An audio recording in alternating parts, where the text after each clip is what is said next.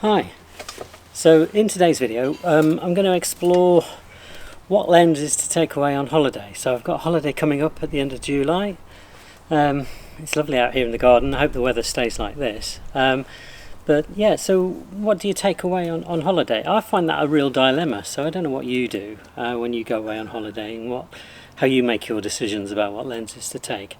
Last year I went on a cruise holiday, and I'll show you the lenses that I took with me on that voyage. These are all micro four thirds lenses. I find the micro four thirds system really good for travelling because the lenses are small and the cameras are small, and they're just ideal for travelling really. So let's start with my multi-purpose go-to lens, and that would be the 12-60. This is a really good lens. It's the aperture range on it. Let's just have a look, see if it tells me. It's from 3.5 to 5.6, but you know the range is from 12 to 60 millimeters. That's really a great range for travelling, and that's my sort of standard lens. That's what would be on the camera most of the time. So a great lens there. I also took with me, because of the range of that lens, I also took with me a telephoto, and this was the one I took. It's the 45 to 200. So it's not the fastest lens. It does have image stabilization on the lens, and it's a f4 to 5.6.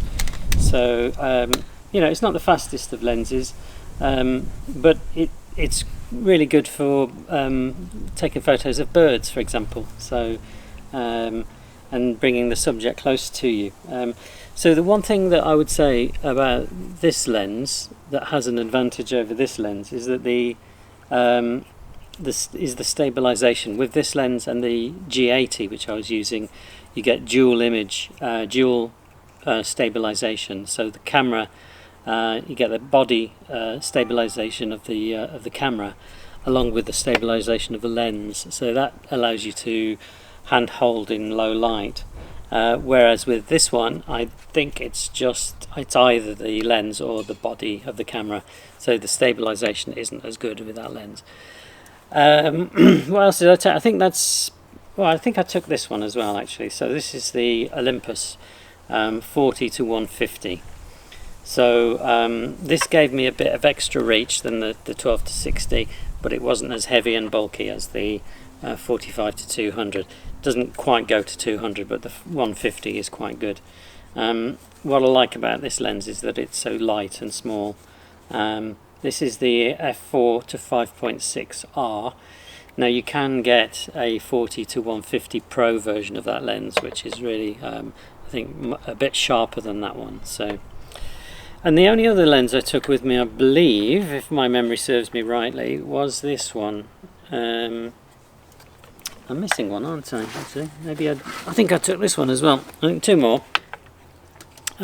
This tiny baby lens is the 14mm prime lens, and this is because it's a prime lens, the aperture is 2.5.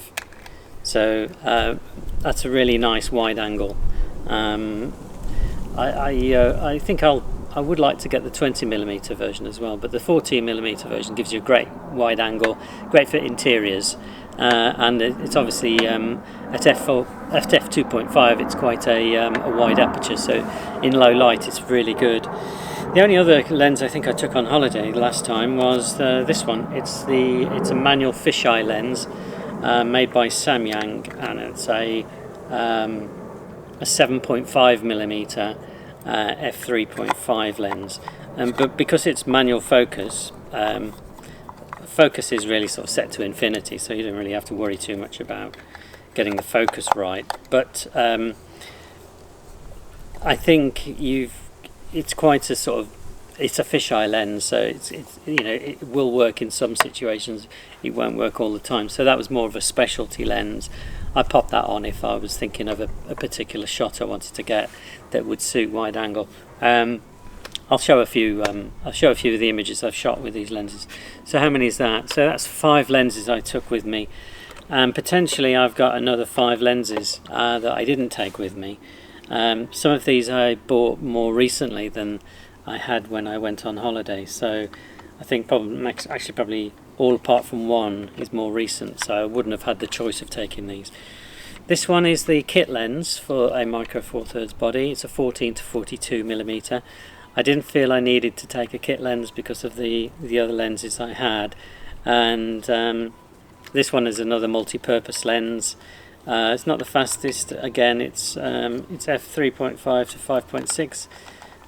It's a decent lens really as a kit lens, but you know, I just had it covered with my other lenses, so I didn't take that one. That's probably not a good one to take if you're going to take multiple lenses. If you only had to take one lens, the range of this, I'd probably still take the 12 to 60, to be honest. Probably this is a bit more, this is probably obsolete now with the 12 to 60, I would say.